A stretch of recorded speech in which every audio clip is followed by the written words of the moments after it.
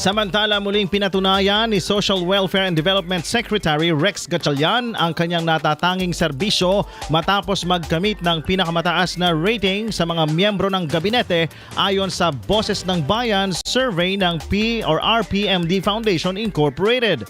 Nakuha ni Secretary Gatchalian ang unang pwesto matapos magtala ng 87% Index of Governance na sinuportahan ng 85% trust rating at 89% approval rating. Ipinapakita nito ang malakas na tiwala ng publiko sa mabilis na paghahatid ng DSWD ng mga programang panlipunan at tulong sa panahon ng sakuna o anumang kalamidad.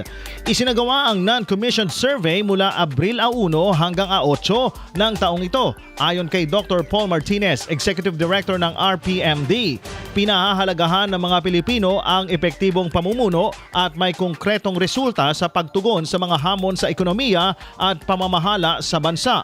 Ang tagumpay ng kalihim ay sumasailalim sa kanyang dedikasyon at transportasyon ng DSWD para sa mga nangangailangang pamilya. IFM News.